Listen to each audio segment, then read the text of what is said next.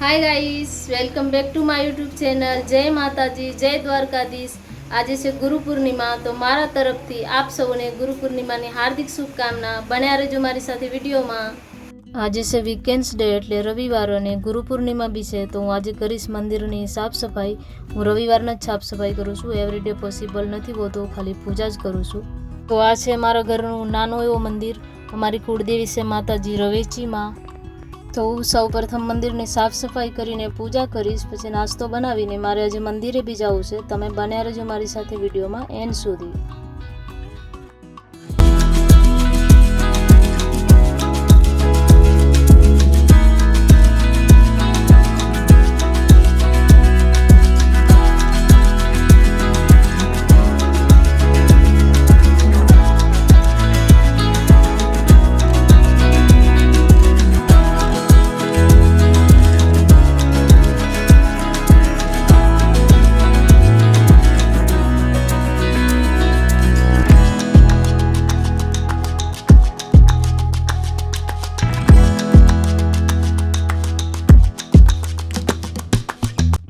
બે ત્રણ છબી એવી છે માતાજીની ને રાધે કૃષ્ણની ને, તો એને પાણી નથી લગાડી શકાય એમ, તો એનું પાણીવાળા કપડાથી જ સાફ કરીશ ગંગાજળ નાખીને।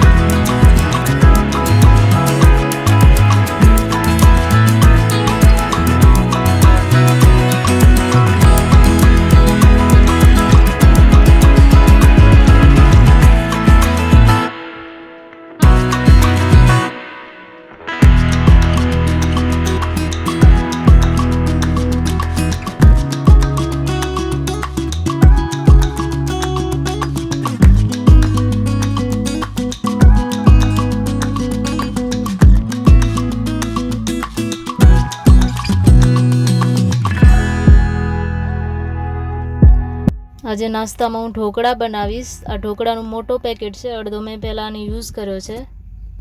તમારા ઢોકળા સારા ના બનતા હોય કે ફૂલતા ન હોય બરાબર, તો આ વિડીયોને તમે ધ્યાનથી જોજો। આ રીતે તમે ઢોકળા બનાવશો તો એ ક્યારેય ખરાબ નહીં થાય।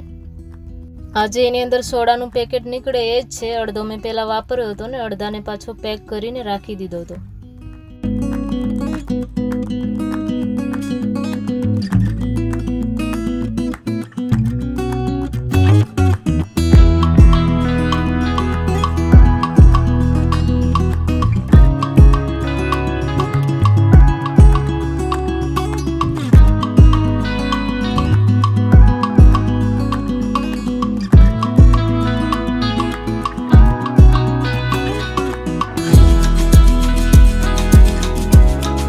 મેં એક ગ્લાસ પાણી લીધો છે। પાણી આપણે ધીરે ધીરે એડ કરવાનું છે, એક સાથે નથી નાખી દેવાનું।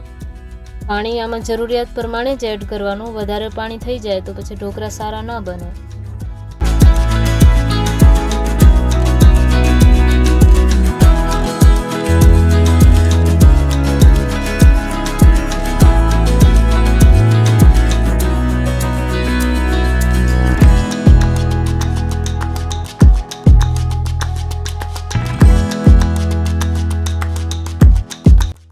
આને ધીરે ધીરે પાણી એડ કરીને સારી રીતે મિક્સ કરી લેવાનું છે, પછી અડધી કલાક માટે એને રેસ્ટ આપવાનું છે। ડાયરેક્ટ આપણે ઢોકળા બનવા મૂકશું તો પછી એનું રિઝલ્ટ સારું નહીં આવે।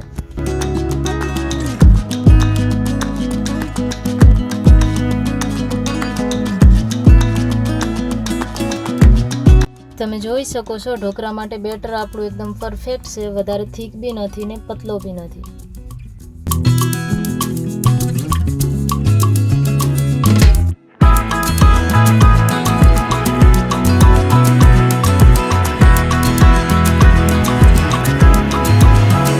હવે કુકરમાં 3 ગ્લાસ પાણી એડ કરીને એને પહેલાંથી ગરમ કરવા મૂકી દઈશું, પછી આપણે લોટમાં સોડા મિક્સ કરશું। હવે ઢોકળાની પ્લેટમાં આપણે થોડો ઓઇલ લગાવી લઈશું, જેનાથી ઢોકળા ચીપકે નહીં। આપણા ઢોકળાના બેટરને 30 મિનિટ થઈ ગઈ છે, થોડો થીક થઈ ગયો છે, તો હું પાછો થોડો પાણી એડ કરીને સારી રીતે મિક્સ કરીશ।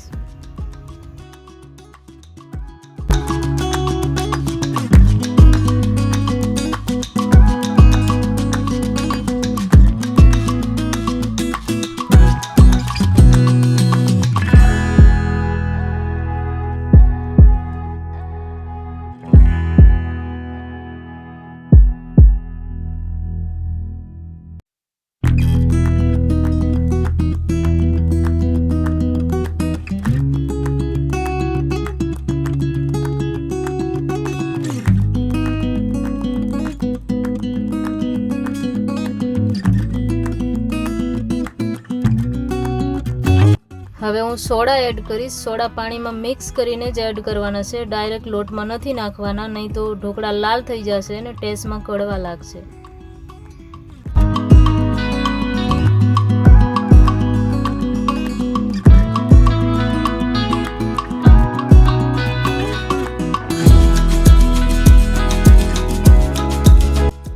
હવે આ સોડાને હું પાણીમાં સારી રીતે મિક્સ કરીને પલાળેલા બેટરમાં એડ કરી દઈશ.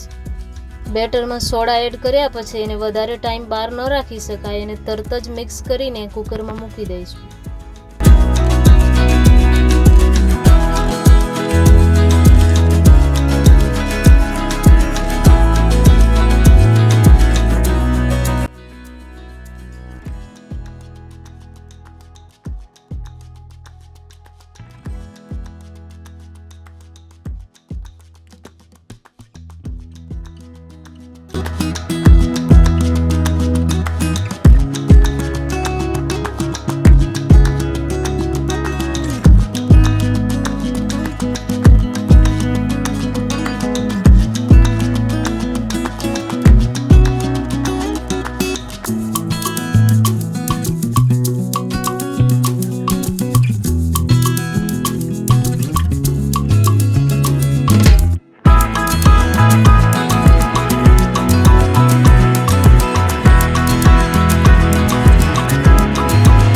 કુકરમાં આપણે પાણી મૂક્યું તો એ સારી રીતે ગરમ થઈ ગયું છે, તો એમાં આપણે ઢોકળાની પ્લેટ મૂકીને એને 20 મિનિટ માટે પકવવા દઈશું. ઢોકળાને 20 મિનિટ માટે મીડિયમ ટુ હાઈ ફ્લેમ પર પકવવાનું છે, ધીમી આંચ પર નથી પકવવાના, નહીં તો કાચા રહી જશે. તમે જોઈ શકો છો મારા ઢોકળા સરસ ફૂલી ગયા છે. હવે એને 10 મિનિટ ઠંડા કરીને કટ કરી લઈશું. હવે આ આપણે ઢોકળાના વઘાર માટે મસાલો રેડી કર્યો છે. 3-4 લીલા મરચાં, 3 ચમચી તલ અને મીઠા લીમડાના પાન. આમાં મેં 3 ચમચી ઓઇલ ગરમ કરવા મૂકી દીધો છે. એમાં થોડીક રાઈ અને હિંગ એડ કરીને પછી આપણે જે મસાલો બનાવ્યો તો એ એડ કરી દઈશું. મસાલો એડ કર્યા પછી એમાં 1 ગ્લાસ ભરીને પાણી એડ કરવાનું, 5 થી 6 ચમચી સાકર. હવે આપણે ઢોકળાને કટ કરીને એના ઉપર વઘાર રેડી દઈશું અને થોડાક ધાણાથી ગાર્નિશ કરીશું.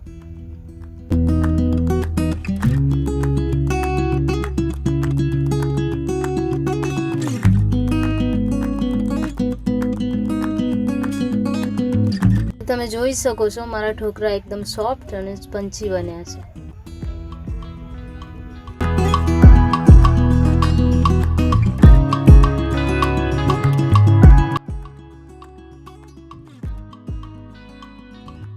હવે હું આવી ગઈ છું મંદિરે ભગવાન શ્રી કૃષ્ણજીના દર્શન કરવા માટે. આ છે ભગવાન શ્રી કૃષ્ણજીનું મંદિર. તમે પણ કરો ભગવાન શ્રી કૃષ્ણજીના દર્શન. મારો વિડીયો તમને કેવો લાગ્યો એ કમેન્ટમાં બતાવજો, લાઈક કરજો, શેર કરજો અને મારી ચેનલ પર તમે નવા હો તો સબસ્ક્રાઈબ કરવાનું ના ભૂલતા. ફરી મળીશું એક નવા વિડીયો સાથે.